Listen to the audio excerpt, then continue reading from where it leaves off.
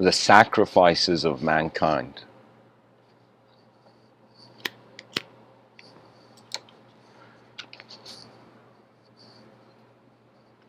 From the void emerged a world that could see itself. But it could see itself in a particular way. And so, currently in 2020, the way we see life is a combination of simpler states of being.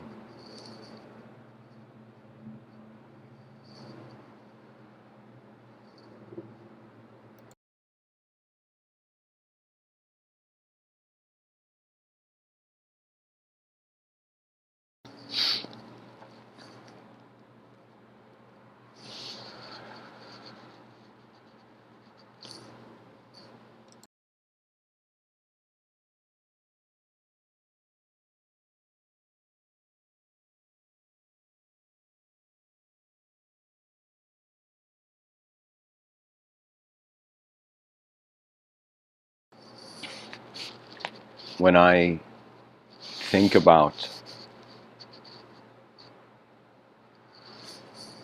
what my ancestors were doing, when I wonder about what human beings have been doing from the beginning,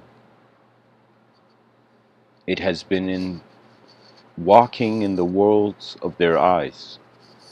And if the human being could discriminate that there was more than they could see, they would see new dimensions. I have seen the concept of sacrifice. In certain contexts it makes sense, it's noble, it's honorable.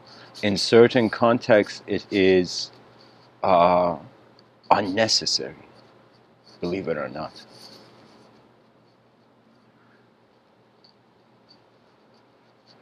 But there is an opportunity cost to anything. In economics, there's a story where there was this king, and he tells all the economists at the time, they're like, hey, the king, the guy's a king, you know. The king's like, yeah, he summarized everything, you know, he's telling all the economists, this emperor. He says, summarize everything for me so you can tell me, explain it in like a week or something. And so what happens is the emperor keeps postponing the date until he's on his deathbed, and the economists are all there, and the king is like, okay, I'm on my deathbed, tell me in one sentence, like shorten it, tell me in one sentence, what was the economy about? You know, what was the economy about? And they say there's no such thing as a free lunch. This is one of those basic teachings in economy, basic insights. And so there's no such thing as a free lunch, which means that any human being in choosing your choice has an opportunity cost. And what's even more interesting is we are aware of the opportunity of our choice before we make it, the opportunity cost of it. That means if I come to a crossroad where I can go left or right, I can see the options. But only my choice will cause me to sacrifice one of the paths. And because we're an individual human being, we can't be everything here, you know? There's a view on the balance and maintenance of life where it has to be balanced. The person can't just experience one dimension too excessively than another. But you know, it's also like telling the martial artist to not just practice the techniques, martial art techniques. Sometimes in life there has to be sacrifices. And these sacrifices doesn't mean loss. It means what you are exchanging for the future. For example, I'll give you an example as myself. I looked at this world and I considered that there is the body of our civilization, the physical body of our civilization, and I considered there's the mind of civilization. What that means, the consequence of all the physical actions occurring on the planet and the consequences of the observances prior to the physical actions, which is the mind of the civilization. And I chose the mind of the civilization. That's why I'm not a personal trainer right now, you know? I'm an impersonal trainer.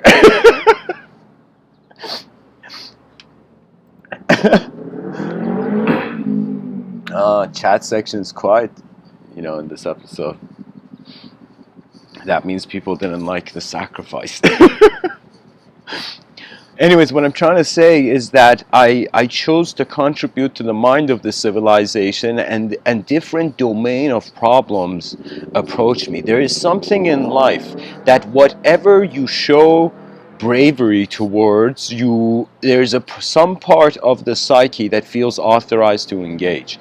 That means if something scares you and you don't instantly uh, um, meet that challenge of that fear, you will, how would I say it? It would be, you would step off the rhythm of your archetype, the assurance, the assured rhythm of your archetype.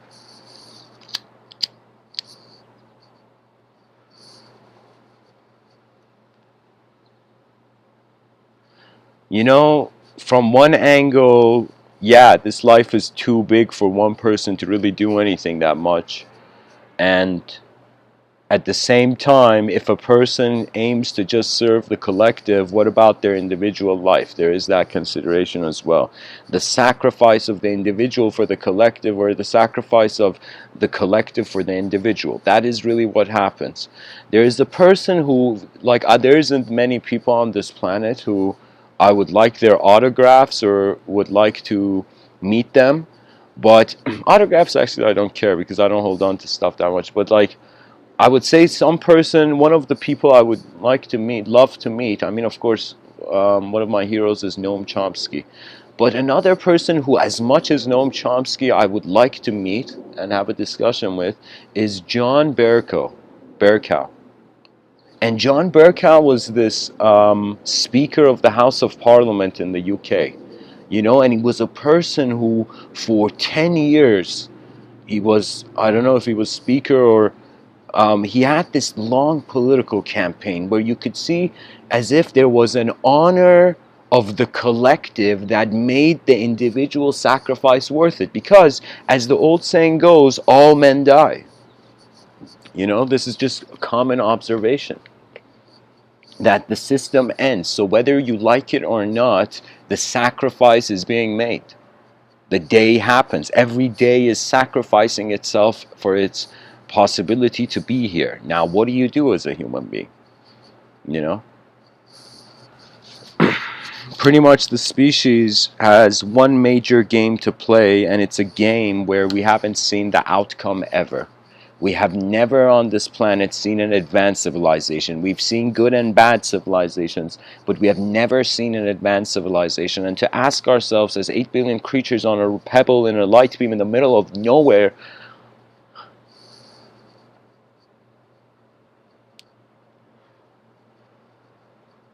what the game here is, what the game to play is.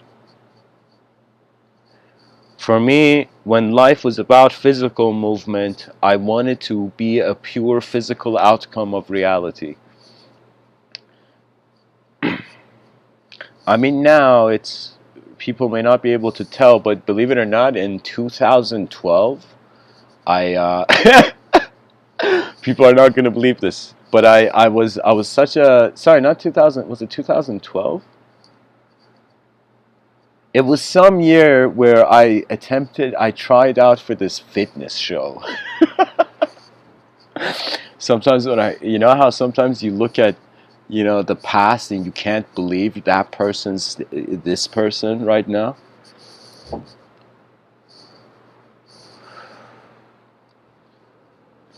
To comprehend what the sacrifice of the species has been, is its emergence in more complex and advanced ways. Nikola Tesla, he had beef with Edison back in the day. Edison was promoting the DC motor, which he had built, and Nikola Tesla had built the AC motor. And Edison was going to extreme lengths. Of course, Edison was financially way better off than Tesla. But Tesla was intellectually way better off than Edison. You know, and there was a situation where people broke into his house, into Nikola Tesla's house, and they took away his findings or whatever he was building. And there was a statement he had said where he said, those people who steal, it's weird because they don't have ideas of their own. It was as if he had said a comment like this, as if those people who have to take things in life, that means they weren't smart enough to create it. That means if the person is stealing, that means they weren't competent enough to find a way where they could do it without stealing. Because there is something known as honor, and this concept is fading. And it shouldn't. You know why? Because there's two types of honor. There is the honor of what you do in front of yourself, and there is the honor of what you do in front of the living world. And if you dishonor both, that's very turbulent karma. If you dishonor the world, the self's karma will still assist. But if you dishonor the self and assist the world will protect you, but truth won't find you. Poetically speaking.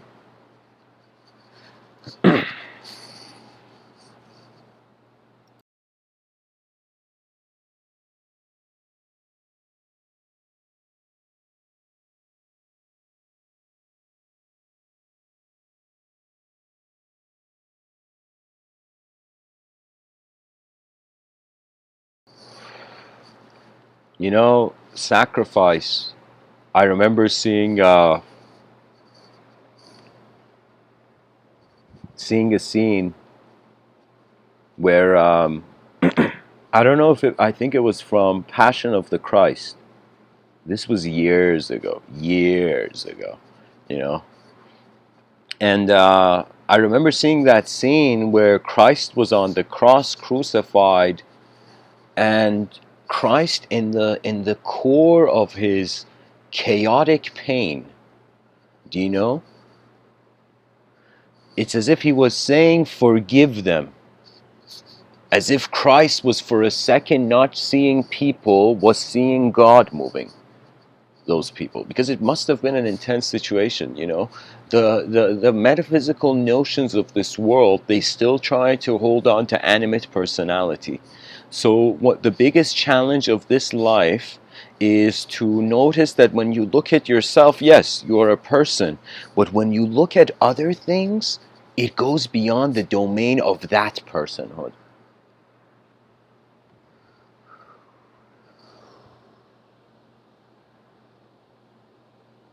So Hiva, Jason, welcome to the chat section, guys.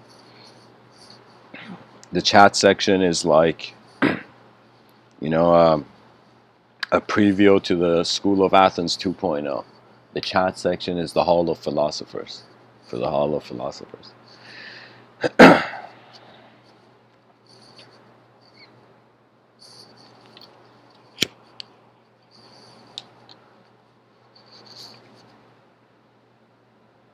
Human beings have two components, the human part and the being part. The being part is non-dual, non-conceptual, and best comprehended through moments of silent and still instantaneity of existence and experience, regardless of their dimensional classification.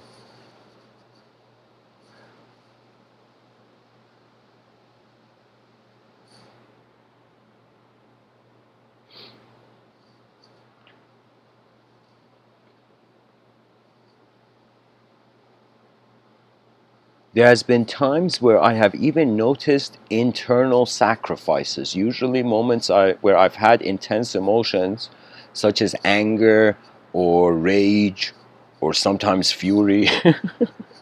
The emotions arise, especially if your imaginations are comfortable being abstract. You can suddenly in a moment feel the wrath of a god in your might, you know, in just one moment. But the thing is, the way I've managed to do it is I had a comprehension of the inner realm and outer realm.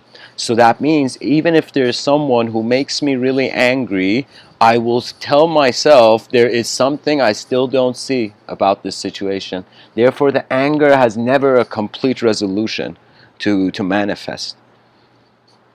something I remember saying. This is Mr. Within's ultimate one of those. It's like you should use it as a fire extinguisher in couples therapy. That means any couple, any two people in a relationship, when they get angry, and usually there's a fear of the domestic violence or whatever.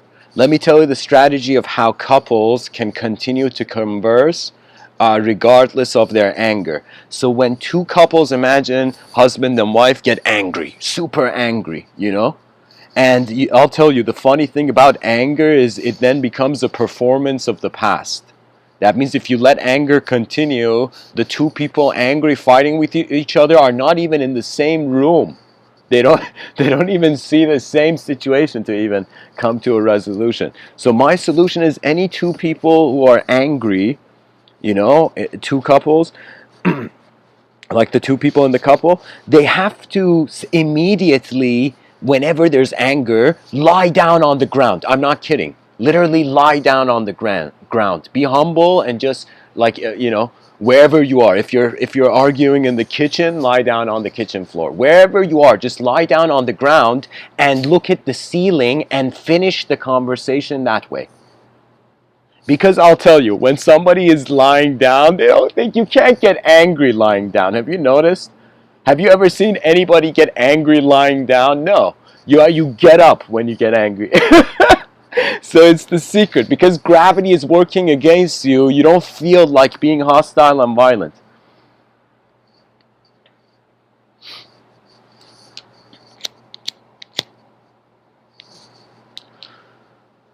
That means lie down on the ground when you're angry and you'll see the sky is endless and your anger has no place to be. There's no edge to the place it can be. The Buddha said anger is like burning coal. Like when a person gets angry, if they don't extinguish the flame from within and they communicate in an angry way, unjustified angry way, I would say there are some things in life which are too gentle for them to be exposed to the extreme.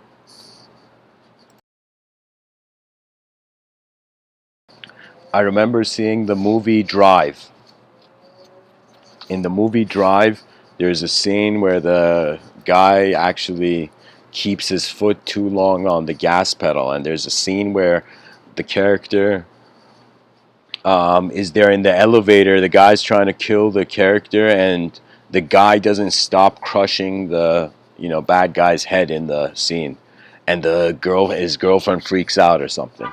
It's like inhuman dimension, and it was suggesting how the inner realm of one person gave them that much authorization. The inner realm of another, because they didn't have that much authorization, they got shocked or fascinated, or scared. Because fear is a sign of something beyond your power. Usually if something is beyond your power, you can get fear. I'm not joking. Usually when there's something like, imagine there was a giant grizzly bear in front of you, you'd be a little scared regardless of how many years of meditation you've done. you know there's a story of this guy who goes to this guru in India, and the guy is very intense and egoic, and he goes in and he says, "You're an enlightened guy, you have to give me a mantra right now, or you're full of shit. Do it right now. Give me a mantra." And the guy's like, "You're not ready, man. What are you saying?" And the guy's like, "No, you got to give me." And the guy is so persistent that the guru in the temple, this is a story, a Vedic story, the guru in the temple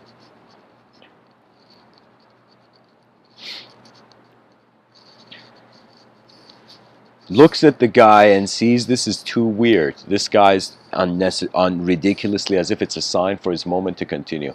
So the guru, in that sense, gives the guy, sits down, a certain mantra comes to him, he tells it to the guy suddenly becomes nice. Like a kid, like a little kid who got their toy and they're all nice and all good, you know.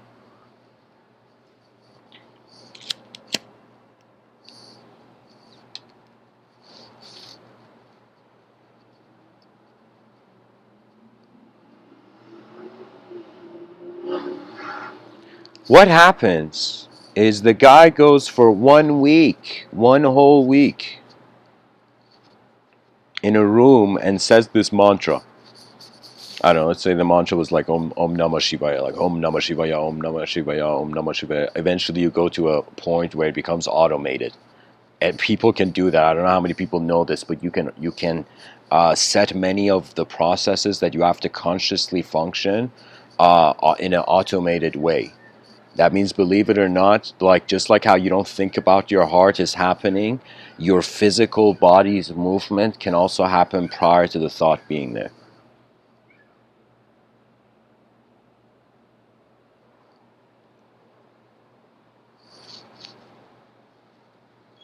The guy after a week,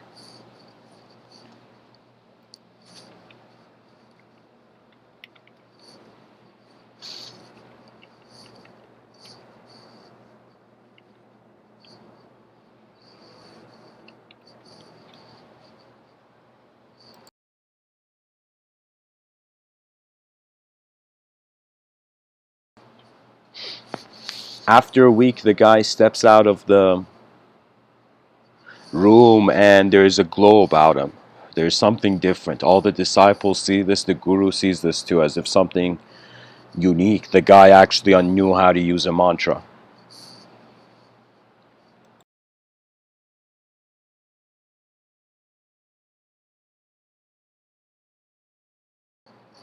The guru, the yogic guru, he looks at this guy who he stepped out of the room. There's something different about him, and he's walking up to everybody. And Brahman, which is a term for God, he says, "I see Brahman in you. I see Brahman in you. I see Brahman in this chair. I see Brahman in that sky. Everything."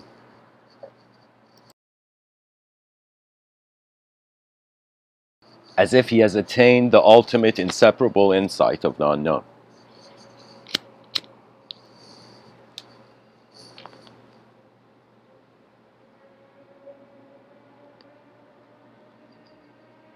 What happens is the guru feels something off and is like, all right, this doesn't look like, you know, there's something off. He feels intuitively off. He gives the guy a bag of vegetables and he's like, all right, man, now that you're Brahman and you've realized you're God, go buy vegetables for the whole temple.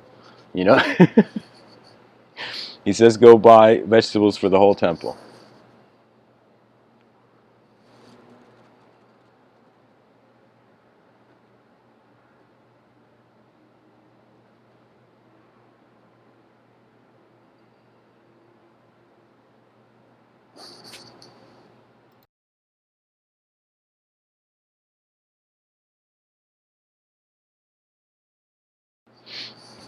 The guy gets the vegetable, gets the money, goes to the vegetable market, and as he's walking, he's like, everything's God, holy shit, you know. And he looks at the bird, and he's like, that's Brahman, you know. He says, you're Brahman, I'm Brahman, everything's Brahman, you know.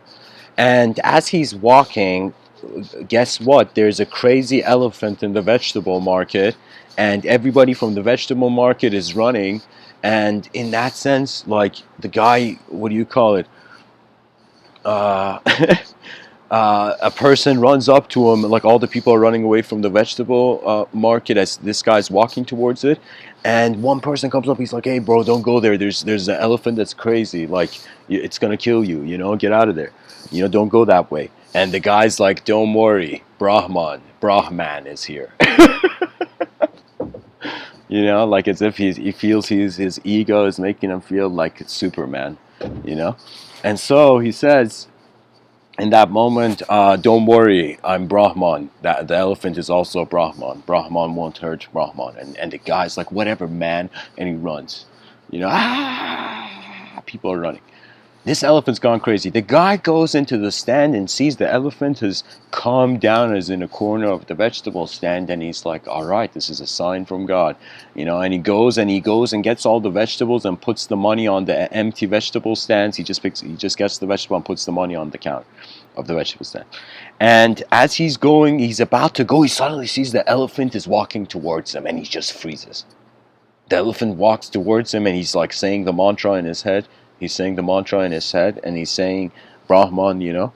And in that moment, what happens is the elephant is staring. He's staring at the elephant. Deep moment. You know, if the elephant could talk, we'd be wondering what it would say. But the elephant doesn't talk, and the elephant grabs the guy and throws him, and bang, he hits something.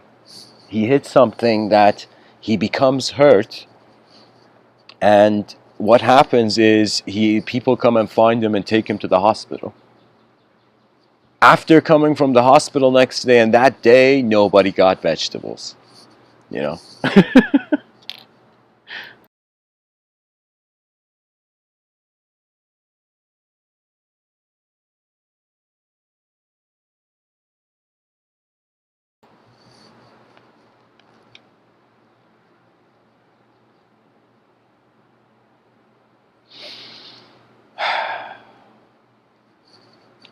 The guy is angry, as if he no longer sees Brahman.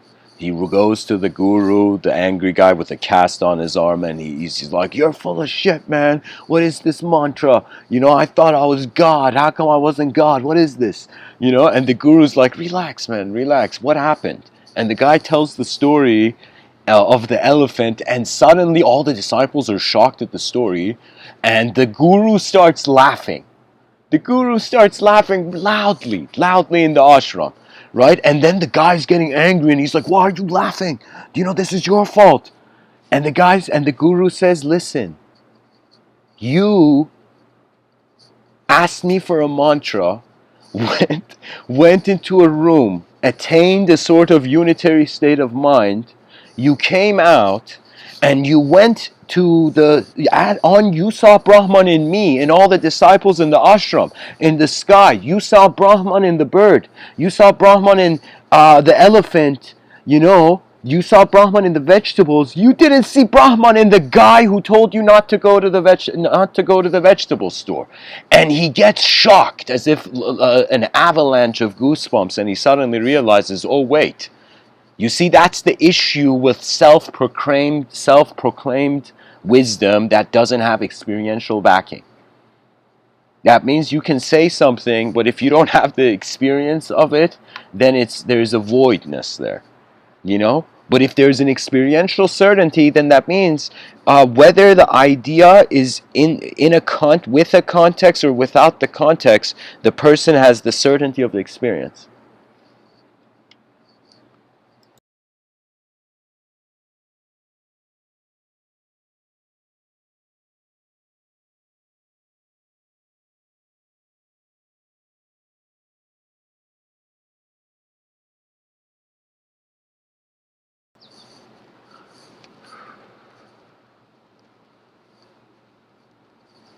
You know, there was a moment where I just went like, "Is light being my sight right now?" You know, and that's the fascinating thing. There is something to look at, and there is a looker, there is a perceiver. That is the mystical insight. That is what philosophy and the questions of the world attempted to keep alive. You see, there's two angles. There's an angle where we are a conscious entity and the world is so big and unknown, and that's the unconscious. And Carl Jung came and created one of the most genius terms ever made, you know, in the English language. He said the collective unconscious. That idea is one of the most incredible ideas ever, ever. Because it means human beings do not have only what they know in common. That what we don't know, whether you're someone in Japan who doesn't know, someone in Canada who doesn't know, someone in America, someone in India, someone in Russia, someone in Italy, France, wherever you are, you will see what you don't know and what others don't know is the ambience of the realm. And so we have been a civilization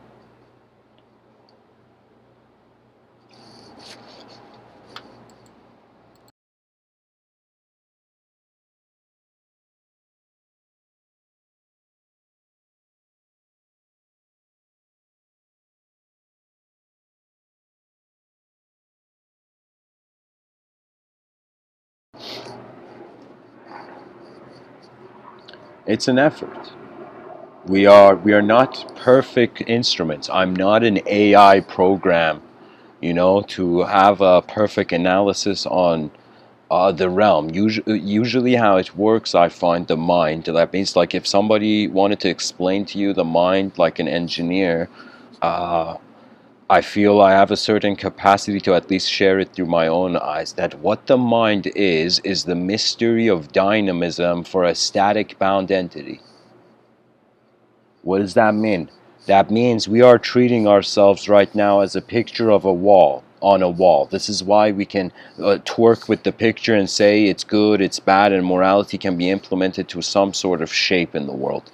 But when we actually really closely look at the shape, we are noticing the process of change. As it is scientifically suggested, we are in an entropic universe.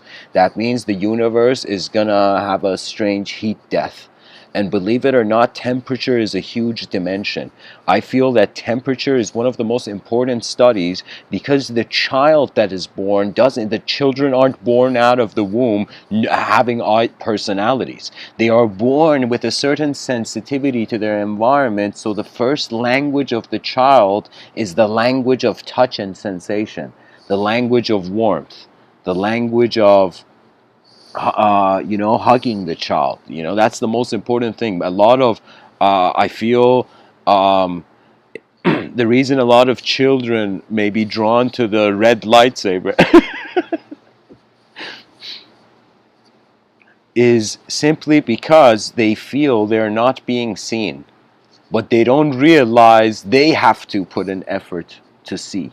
That means when whoever you are, it doesn't matter what age, the quicker you understand this, the more you're going to enjoy life. When you realize every day happens once, and you are most immediately a performer in front of yourself, that's your inner realms. But, you know, and by the way, guys, anybody who wants to share something, treat the chat section like a school of Athens. So be fearless and say any comment or whatever you like. There's complete freedom for anybody to say anything in the chat section.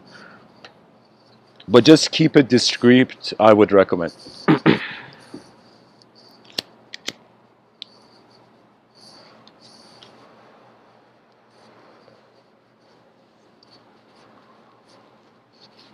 I feel there is something that can be loved that is not an object or a subject.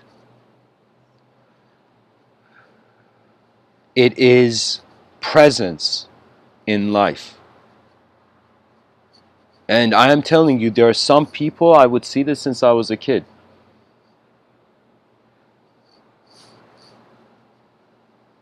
that some people would walk in rooms and they had a presence about them. It doesn't matter, even the person wouldn't say a word, just when they would enter the room, as if their inner realms was in a certain way where you would feel heavy when the person would enter the room, you know? And there were some people who would enter the room and you would feel light, you know? That means when a king enters, or a royalty back in the day, when they entered and the common man was there, do you know there were some kings that it was messed up? Like if the person looked at the king or even looked at the shadow of the king, the person would have been killed. So what does that mean? That means authority is, in some sense, a heavy presence. But then we have the presence of, in like the room filled with old grumpy people, that really young child who doesn't know better and goes in there and makes all those people laugh by doing something silly.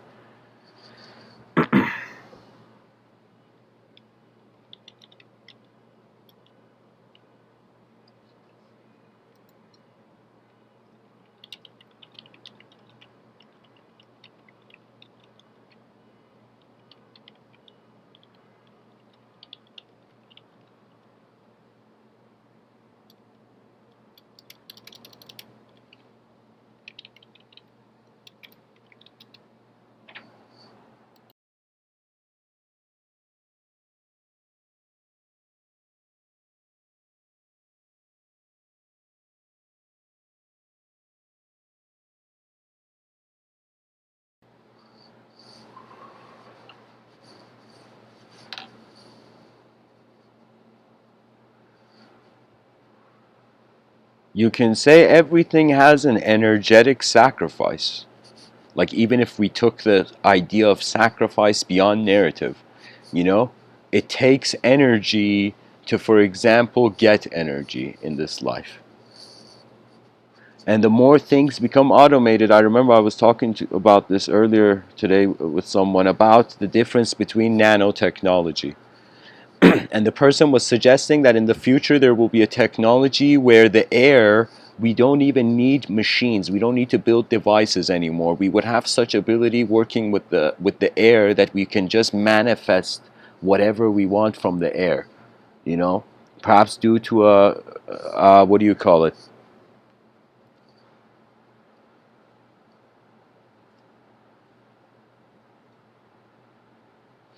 Anyways, I was suggesting that the same idea can excuse me.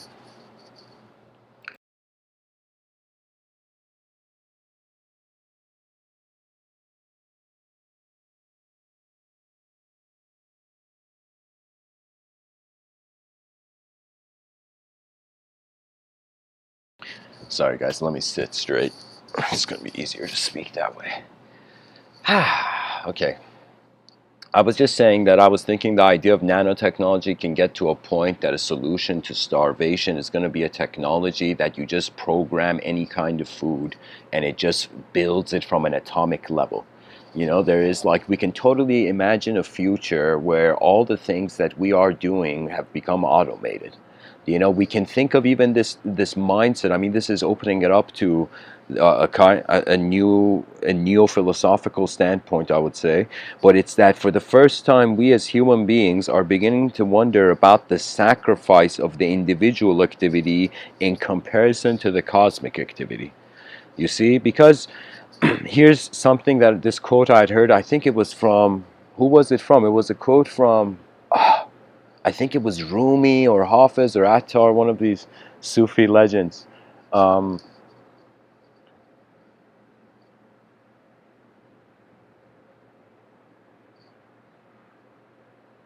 the quote said, if you want a friend that is flawless, you would be friendless.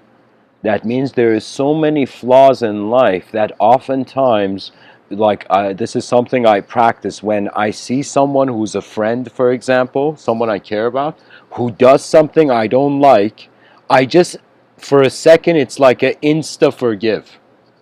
You know, you insta forgive until you see, okay, then the person is like, maybe perhaps confused. So the thing is, like, you try to restore. It takes a while for things to get built, but they can be broken instantly. If the parties are intelligent, they will realize the value of what has been built in life. Now we have to open up to a level of complex psychology. I feel there's nowhere else left to go. We have studied the material universe to a certain very complex degree, and Silicon Valley is the testament to that. But when it comes to the immaterial universe, that means we're wondering about the potential or potentials, plural, of reality. And when it comes to that, it's as if, where else would you find 8 billion versions of the earth walking on the earth? That's the way our eyes come across. We are our own version. We are each person. Like right now, you can technically consider there's as much as there's people and creatures, conscious creatures, we can say there's dimensions to life. You know, it's something we never thought, you know, that we are a location. We're not just in a location.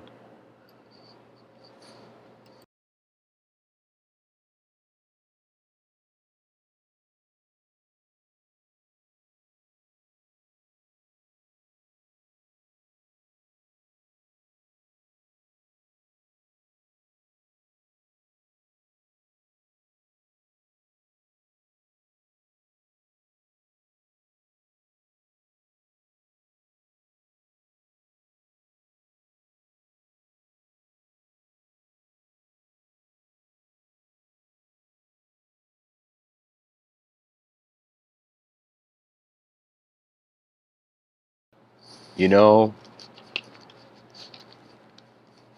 there is. Honor is sacrifice's savior. Because we all know that we are like boxes of energy. We are containers, energetic containers. And it's as if sometimes I wonder, why has energy appeared, manifested in a way where it's now the game of human beings, the history of humanity. These little creatures on a rock who had dreams to move beyond it, to see beyond it. And now could it be that we want to see the inner earth? We want to go beyond the atmosphere of the inner earth, that the mind of man can elevate to a degree of control that soon it will open up to being field-like. We are in the pioneer phase of it. I'm telling you, anybody who is alive in 2020, the great questions and mysteries of the world still stand.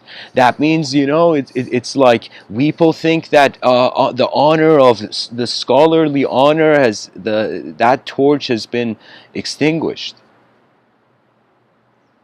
There are people, I will tell you, on this planet who it doesn't matter how they were raised, where they were raised, in what way they were raised, they just see something, and just for the merit of an efficient system, they live for it.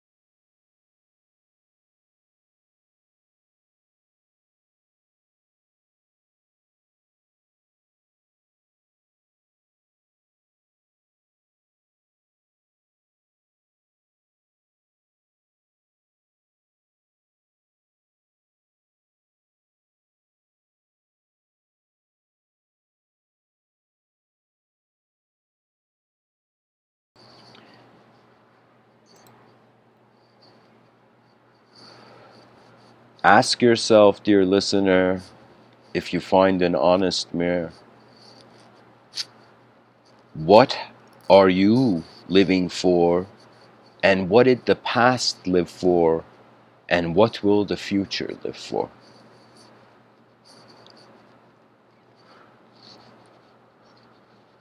You see, the past has lived its life.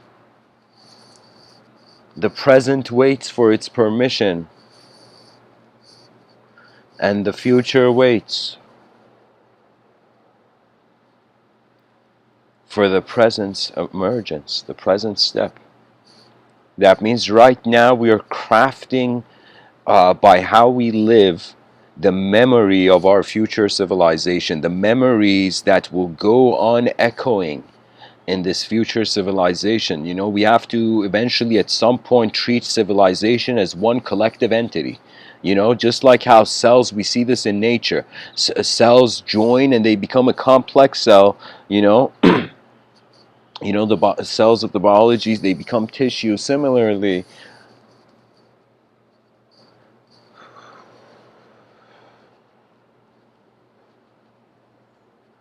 once the modern man and the modern being, human being, is done wiping their tears of the past, then you will understand why I keep telling people your life is to be piloted. It is to be utilized. Imagine a civilization. Right now, the way civilization is, I call it civilization 1.0, or AKA fax machines at level civilization. Like that's our, I see this whole civilization right now as a fax machine, you know? And if people are like, what's a fax machine? Exactly my point. You know, it's an archaic system. But civilization 2.0, so in civilization 1.0, The child can't wait, the person, let's say the human being, can't wait to go to sleep, you know. But we can say in civilization 2.0, you can't wait to wake up. You see, it's only because there is suffering that earth isn't heaven. If we can use our intelligence to surpass the suffering, we will have made, strangely, this earth into a paradise, you know. So it's handling the suffering. That has been the game, guys. That has been the game, where every person in this life, they realized they were a candle in a dark room. And so the candle, it will eventually melt. And so that comes the rage of the lifetime, where the person shouts at the mirror, who is this looking at himself? And then you see, like, the pen is in the author's hand. You can write the stories you want to evoke.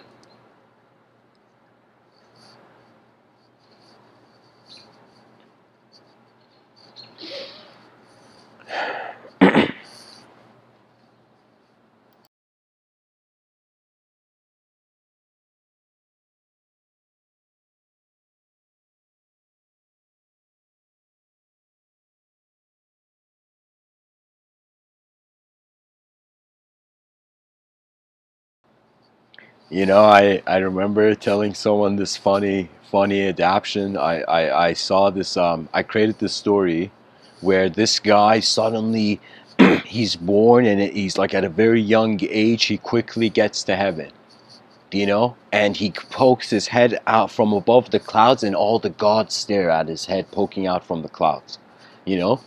And the guy's like, guys, I made it to paradise. And the people in heaven are like, what are you doing up here? You chose to go down there. You know? Do you know, that means it's this strange thing that even though man sees from the religious Abrahamic standpoint that man did something wrong and God couldn't forgive him for some reason, and man had fell, man descended from higher dimensions of knowledge and clarity, you know. But in the Abrahamic context, there's this notion that this whole world is like God, an organism, not per se an organism with a biological, with a existential shape, but something that is everything at the same time. That's how it's watching it. Just like how you're aware of your body, it's as if, like, poetically, God is watching its body, its own body, you know. So in that story, there was this notion that the person got to heaven and then realized the purpose of life wasn't heaven. That means the afterlife is afterlife. It doesn't justify the behavior during life.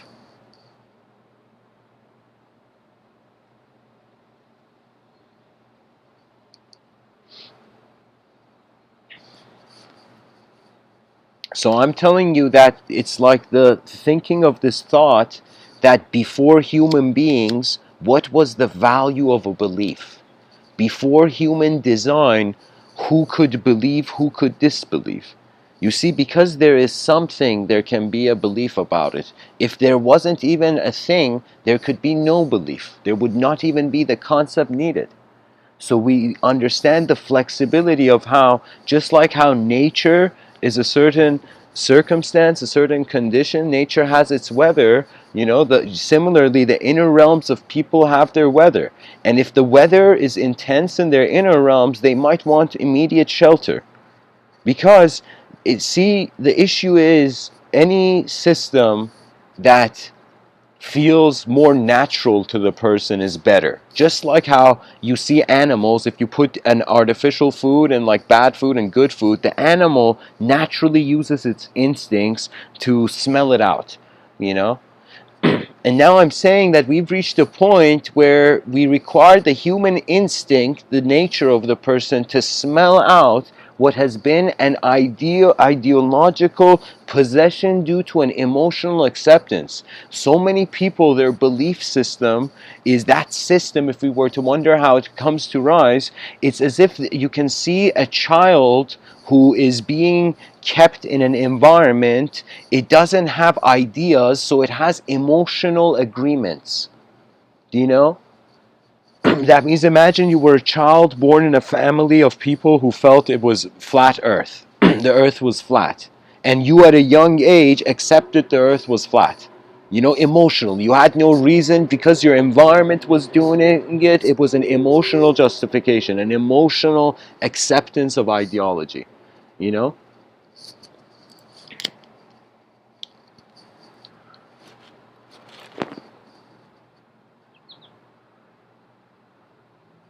So for me, because we have to look at religion from the standpoint of what was there before, and you'll notice the way religion, monotheistic religion emerged, was it was a counter-cultural response. It was based on the historic events prior.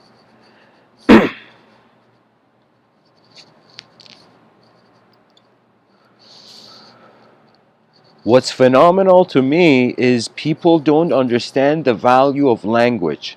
They don't really understand the value of sound and noise and communication, you know? Because they don't consider that for billions of years, potentially, it was silence. There was no creaturehood.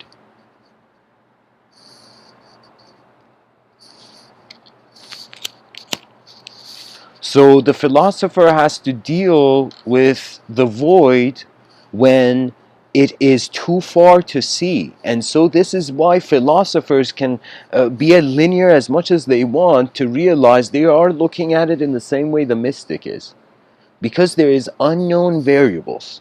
For me, it's like just for a second, if you strip away the language and the names, it's just behavior.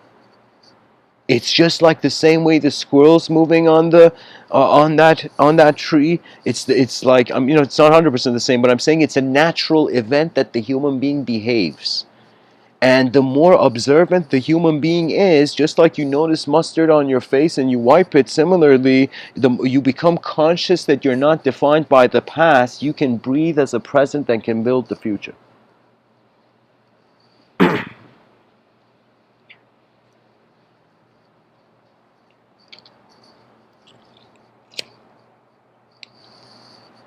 Honestly, guys, I think it's a very good question. That what should 8 billion creatures in the middle of nowhere do? As far as I'm concerned, all of our morality is based on the on and off switch effect, as I've called it. Literally, the light being allowing us visibility, and light suddenly going away, and us not having visibility. That's the whole thing about the conscious, unconscious, the design of our breath, the design of our morality. I am telling you, we are a fractal movement. We are crafted by. It's like we are made in the furnaces of the cosmos by the cosmos.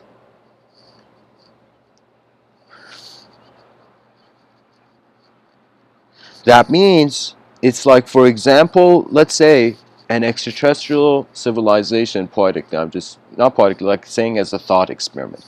Imagine in the future, I don't know, let's say 100 years, an extraterrestrial civilization came down to make contact. Human beings were conscious enough. Okay? Now, that extraterrestrial civilization, the alien says to us, imagine the alien says to us, why should I let you guys exist? That alien civilization, advanced alien civilization has come down, and we would say, who are you to choose our existence or non-existence? Do you see? We would have an existential identity when the turbulence can move the existence out. It is the one cool thing, one power that our species has, that it has a sort of fight or flight response, and if it cares for something, which is I would say, prime urge of love, it fights, it animates strength. Think of, like, in your own life, in a time of emergency, how suddenly you had a hyper attention, like, it's like, that's why I'm saying nobody is stupid in an emergency. You can have the stupidest people there, but suddenly if something becomes intense, their intelligence is forced to reprocess instantly, you know.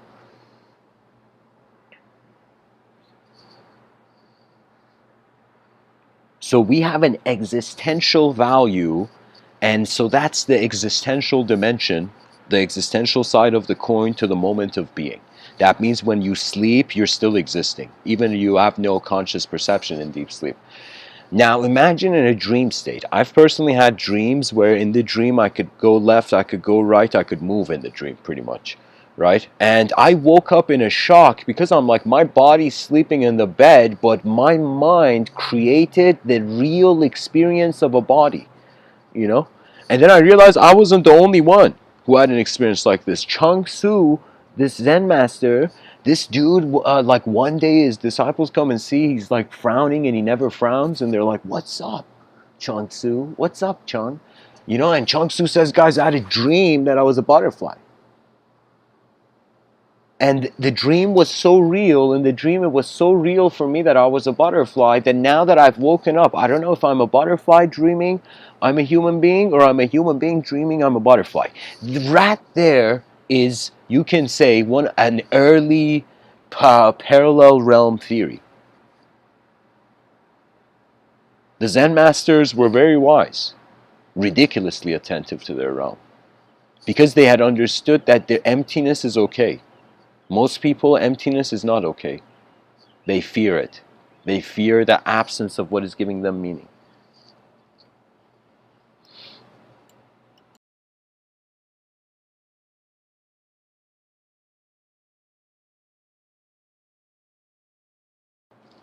So guys, anybody who has a question for me, the person speaking, giving the talk, put MW in the front so I know you're directing it at me. That way I can respond to those questions instantly.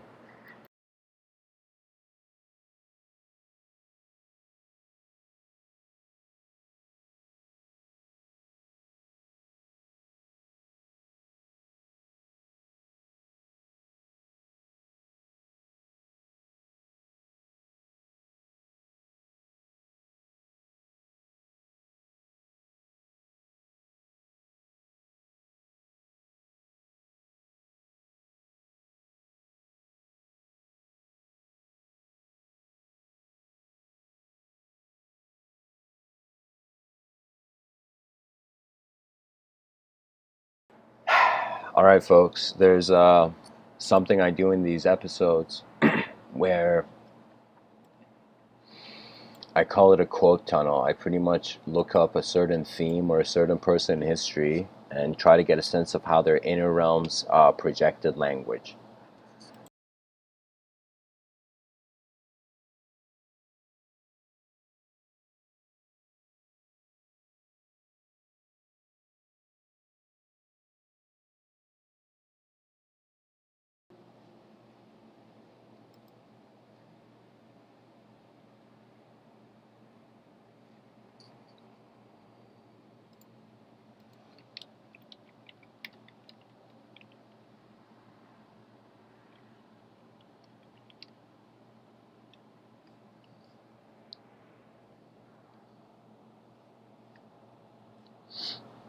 Okay, guys, let's do this. Just responding to the chat section. All right, so the quote tunnel. Martin Luther King Jr. Human progress is neither automatic nor inevitable. Every step toward the goal of justice requires sacrifice, suffering, and struggle. The tireless exertions and passionate concern of dedicated individuals. Joan of Arc. One life is all we have, and we live it as we believe in living it. But to sacrifice what you are and to live without belief, that is a fate more terrible than dying.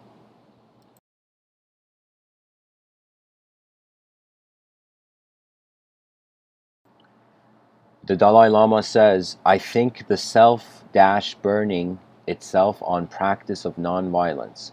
These people you see, they easily use bomb explosive, more casualty people. But they didn't do that, only sacrifice their own life. So this also is part of practice of non-violence.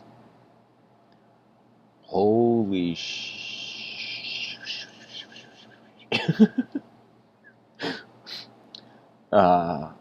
the Dalai Lama is literally saying that there's a sacrificial component to the non-violent attitude, and that is true in regards to For example, Bhakti Yoga, where in Bhakti Yoga the person is surrendering, uh, not surrendering, they are moving their attention from how something, an individual was projecting a collective state of being, to how a collective state of being is moving an individual state of being.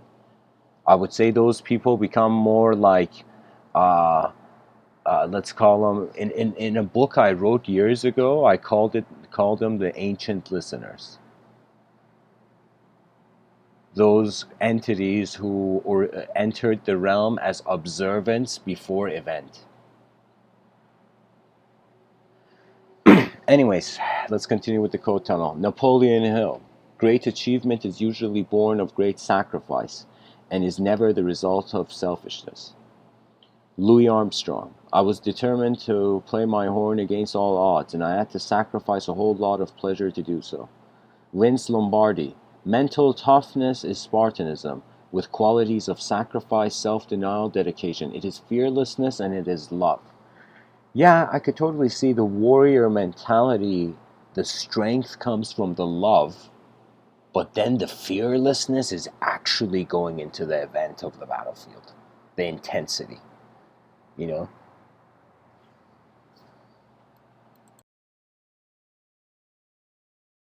You know, the soldiers of armies back in the day, they didn't respect their generals just because of how the general gave orders. They respected the general based on how the general also handled chaos in the battlefield. You know, that means there's certain moments where it's like, I don't know, a very capable tactician can be undefeatable simply because their principles keep them sharper than the other. But anyways, Khalil Gibran says, hallow the body as a temple of comeliness and sanctify the heart as a sacrifice to love. Love recompenses the adorers.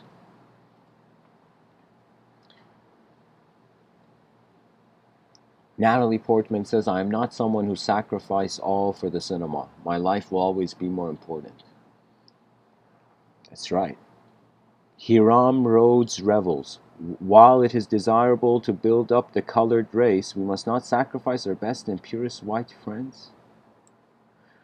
Okay. Okay, these quotes are feeling a bit questionable. Martin Luther King says, it is not enough to say we must not wage war. It is necessary to love peace and sacrifice for it. Voltaire says the ancients recommend us to sacrifice to the graces, but Milton sacrificed to the devil. Mahatma Gandhi, the law of sacrifice is uniform throughout the world. To be effective, it demands the sacrifice of the bravest and most spotless.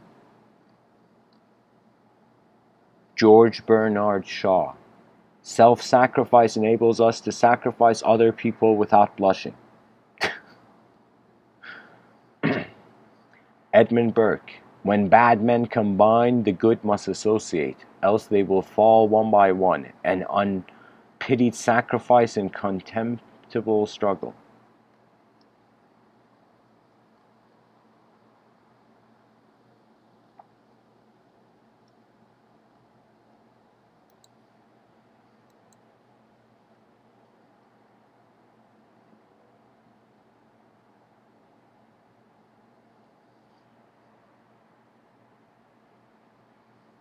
Thich Nhat Hanh says people sacrifice the present for the future, but life is available only in the present.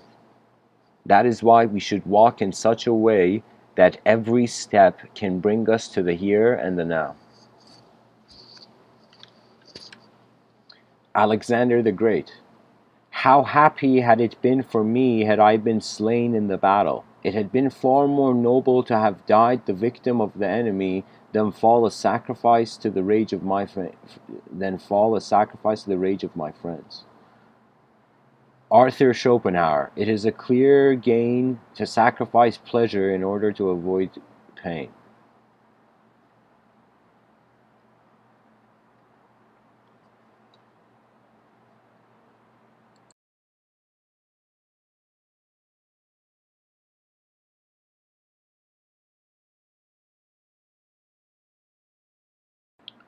Arthur Schopenhauer says the greatest of follies is to sacrifice health for any other kind of happiness. Ayn Rand, it only stands to reason that where there is sacrifice, there's someone collecting the sacrificial offerings. Where there is service, there's someone being served. The man who speaks to you of sacrifice is speaking of slaves and masters and intends to be the master. So that means any person in a system who wonders about the idea of sacrifice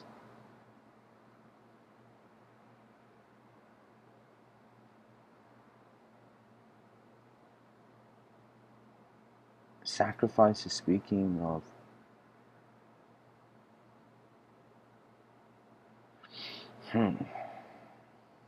what does this mean?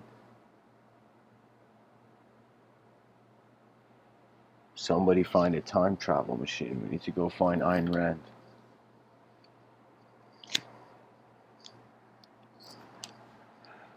I think here's the issue.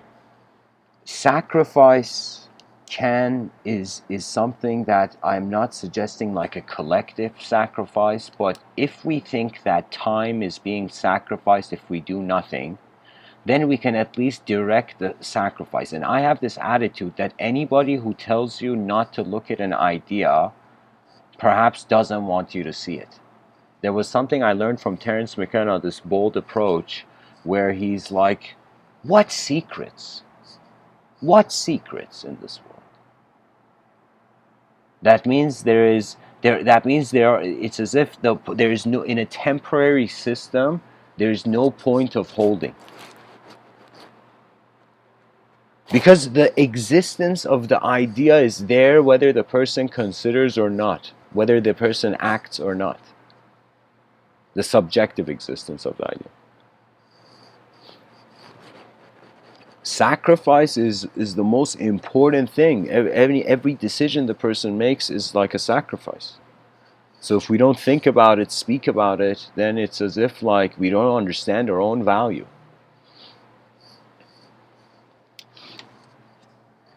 So I would say I see a different angle compared to Ayn Rand. But anyways, Tom Stoppard. I think that the present is worth attention. One shouldn't sacrifice it to the future conceptions of this future or that future.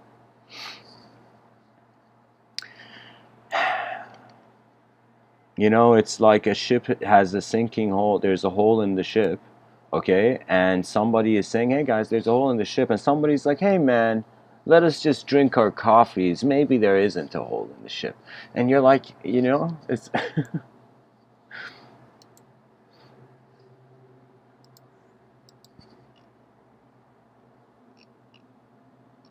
Let's get a philosopher in here. Some philosopher. APJ Abdul Kalam, which I feel he's a politician. He says, let us sacrifice our today so that our children can have a better tomorrow.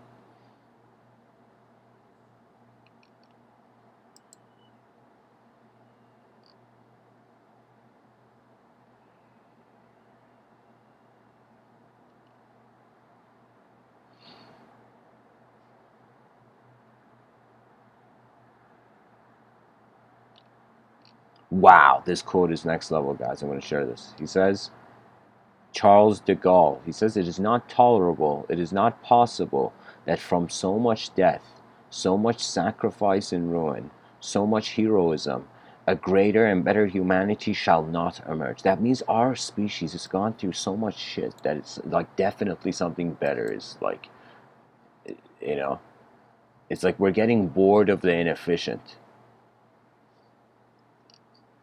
I feel this will happen for the future civilization the more they can envision in the world. Simon Sinek says great leaders are willing to sacrifice the numbers to save the people. Poor leaders sacrifice the people to save the numbers. Damn. This is Simon is definitely saying something here, you know. Nikos Kazantzakis says, in order to mount to the cross, the summit of sacrifice, and to God, the summit of immateriality, Christ passed through all the stages which the man who struggles passes through. Chris Rock, when I hear people talk about juggling or the sacrifices they make for their children, I look at them like they're crazy, because sacrifice infers that there was something better to do than being with your children. Yeah.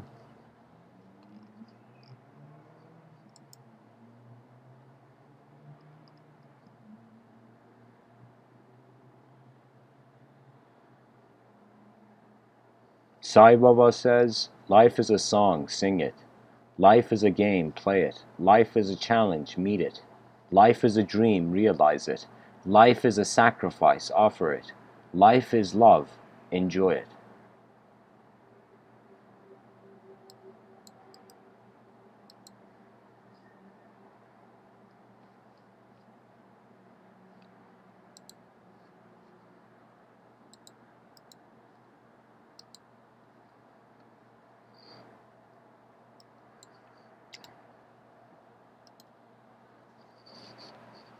You know, it's like, it's honestly just the notion of the opportunity cost of an action. Every action you do, you're sacrificing everything else you could have done instead. I don't know if there's anybody who disagrees with this and has another perspective. I'd be interested to hear from the chat section. But really, it's like just the value you see in the system. Because we honestly know that in the world, there's a saying, I remember hearing it when I was young. They said, one man's trash is another man's treasure, or one man's treasure is another man's trash. What does that mean? That means objective phenomena has multiple values from multiple angles. So the concept of sacrifice is only to the inner realm of the person.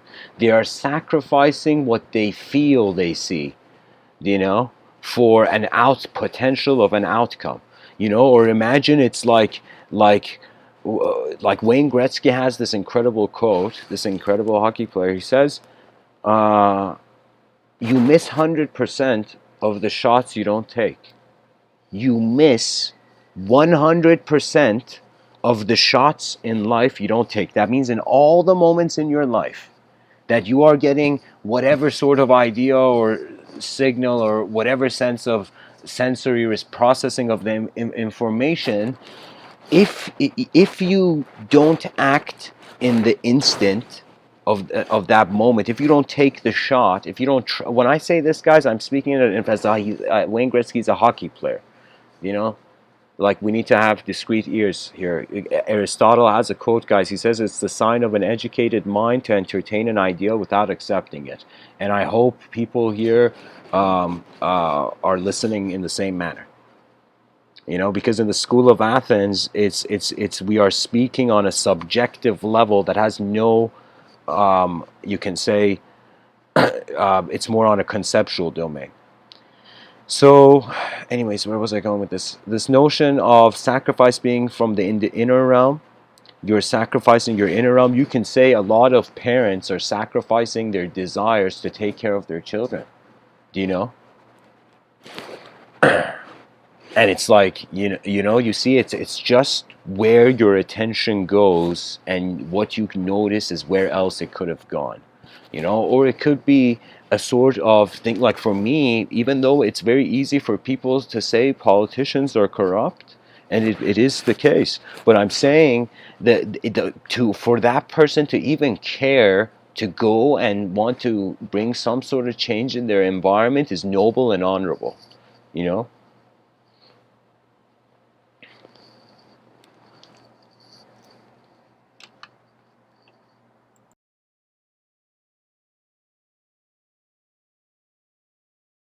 For me, there was this notion that if the person wants peace, they can't fight for it. Even though it is the case that in history, many, like the French Revolution, those people had to fight for the peace. The king was being arrogant, you know. But like the Louis King was being arrogant. But there's certain situations where if you are maintaining a behavior that is not in the definition of the environment you want in the future, then it can't be done. You know, it's like trying to stop fighting with fighting, or trying to stop a fire with a flamethrower. You know what I mean? It's like, imagine that guy. He's like, I got this, guys. You know? And someone's shouting at him, no, man, don't fight fire with fire. And he just, like, uses a flamethrower, and he sees now the fire's gotten bigger. So you can't use a flamethrower to get rid of a fire. You got to find water. And water is the gentle spirit. And it's the spirit of rhetoric. There's a power that, aside from hope and whatever fantasy expectation the person wants from life, it's called the spirit of rhetoric. It's the power of speech. That means what I'm considering as advanced communicators now, I've given that term for it. In ancient Greece, it was those who the logos spoke through poetically. It was the embodiment of the fascination of the moment into a manifest new, to manifest the new. Because for me, the subjective, the story of life is not something I could just put on the table. It's considered through the beam of the attention, through the spotlight of the attention. So when we realize our life is what our attention, like a flashlight, allows us to see, wisdom is just patience to see different dimensions to the system. And the fool was the person who felt that all of life can be hidden underneath a sentence of a language or something, you know?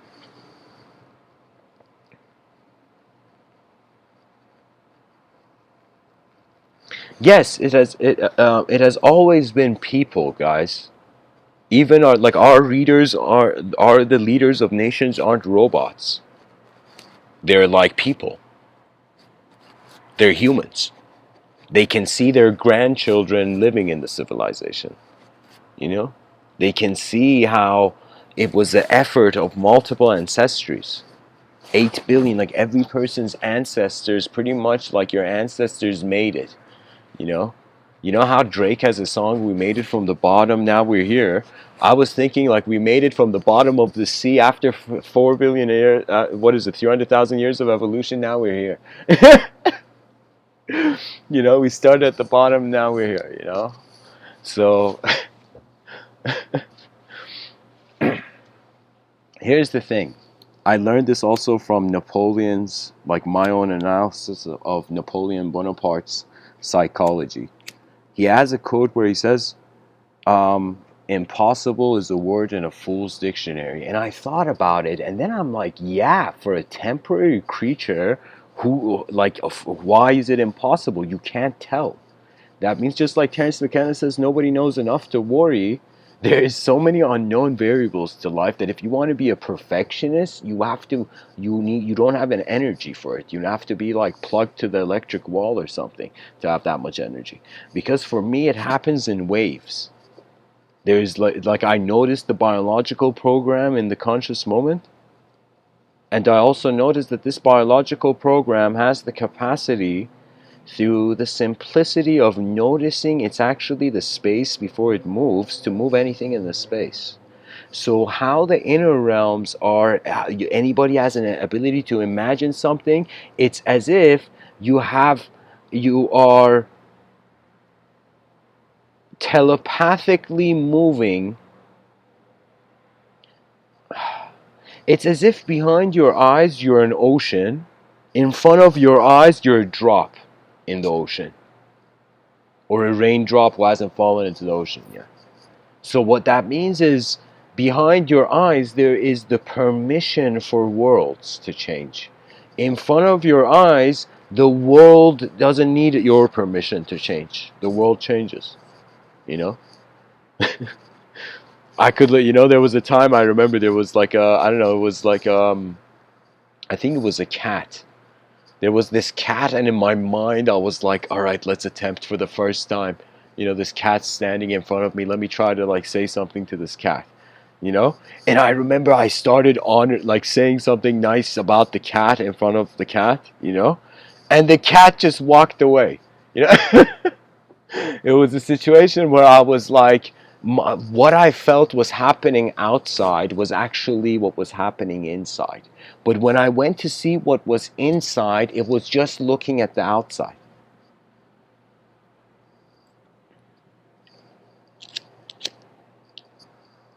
Your choice is an oscillation between the known and the unknown, Charles. I'll tell you that in the chat section.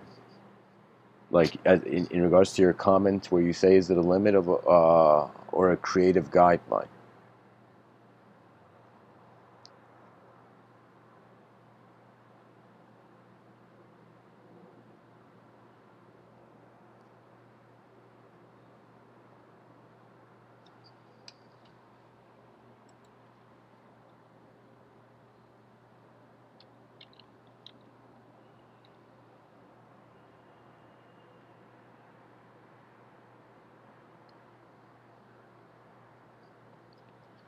So Hiva in the chat section says, what have you done in the name of sacrifice? So I wouldn't, like, I don't know how you're asking that question, but I would tell you that sacrifice, if it's for an abstract, like, you can sacrifice the outer realms for your inner realms, or you can sacrifice the inner realms for your outer realms. Do you guys hear me? Guys, anybody in the chat section, just stop typing for a moment and listen to this. You can sacrifice your inner realms for the outer realms, or you can sacrifice the outer realms for the inner realms. And it all has to do if you have understood yourself to be a shape, or for it to be awareness, which can't be shaped. So I am telling you, we are not archaic medieval people here talking. This is 2020. We got to get our act straight as human beings. You know, we want to build an advanced civilization. That means there is no longer any justification for a sort of external violence. You know, I'm telling you, violence is stupid. This is my personal view. It's stupid. That means it's not good or bad. It's inefficient. Therefore, rendering it ad infinitum as something that's stupid. Because it takes a long time for an evolutionary design to emerge, to build, for genetical continuity, and to get rid of it. For me, it's savage. Like this, considering I'm happy that nations are so conscious that they care for their citizens to some degree. Back in the day, like for example, this was if you study political science, you see there was a phase where you can say, when you're in the evolution of political systems, where when there was a king back in the day, people asked him, king, what's your system for like your political system? You know, for the freedom of the people. And the king was like, political system, I am the system, buddy, I'm the king.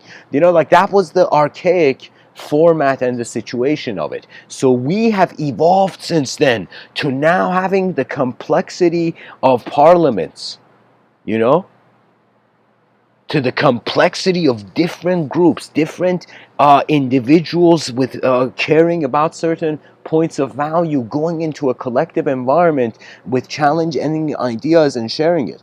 For me, I thought like a way we can stop all war and really have the funding of the militaries of nations chilled out, do you know, was this way, where I thought somebody should go in the UN, you know, and say, all right, world leaders, all of you write down on a piece of paper your ultimate desire for how much money you want to spend on your military. And imagine people are like, we could write anything, and the United Nations is like, yeah, you can write anything.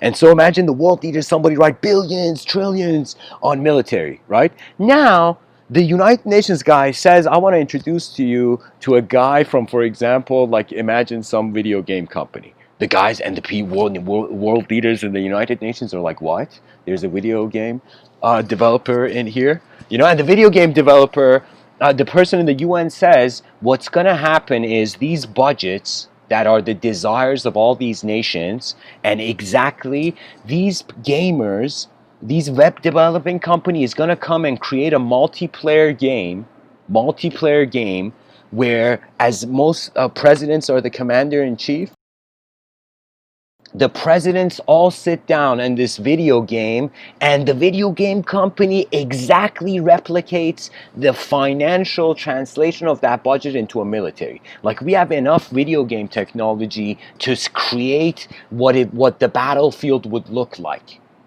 So I'm saying that there should be warfare should be pushed into the cyberspace realm. Right? So the United Nations will say now countries can fight in cyberspace instead of millions and millions of people dying like the world wars. Do you see what I mean? So I'm saying that there is always complexity. The cool thing about complexity is that simplicity is right beside it, watching. You know? There has never been just complexity alone. Complexity is when simplicity can't be controlled. Something becomes complex or something can't be understood. What do? You simplify. And there's different ways you can climb the ladder through deduction and induction, where you reduce from the general and where you, in some sense, the details, the microcosm suggests the macrocosm suggests the micro. That's deduction and induction for you.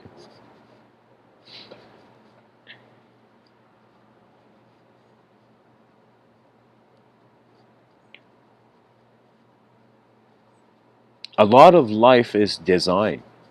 I don't know how many people notice this. A lot of it is shape, color, space, movement in the space. And our movement in the space is what really is being suggested as our animate kind of quality, no? That means if we were like statues, we would never know if we have souls or not. But because we are moving, there's this idea that there is something moving, someone there. Like when you look at a person, they're a human being to you, they're an individual to you, as a member of your species to you. But when you look at, for example, like, you know what I mean? Like when you look at a tree, you don't like when a tree falls down, we don't cry. Do people cry when trees fall? Do people cry when, like, I'll tell, anyways, I won't go into too many nature stories. But what I'm saying is,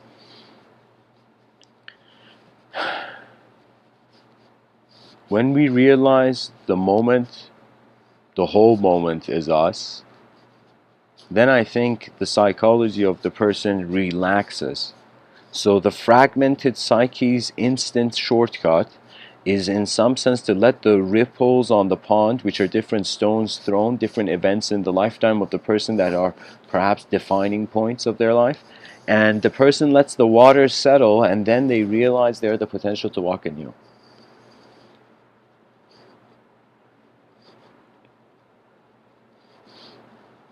Charles says something nice in the chat section, guys. He says, one bird eats, the other watches. Yeah, and that the one that watches, there's another one who's eating probably and watching that. Life watches itself. Eyes are all over the place. We are moments of sight in a simple way of saying it. So anyways, guys, thanks for tuning in this episode. My effort in just sharing the sacrifices of mankind, wanted to say that it's very easy for us not to honor our ancestors when we had no idea who they were, not to honor our ancestors, but really what it is life is an effort, and during this individual effort that is your life, whoever's listening, Mr. Within just wants you to notice how there is a collective effort as well.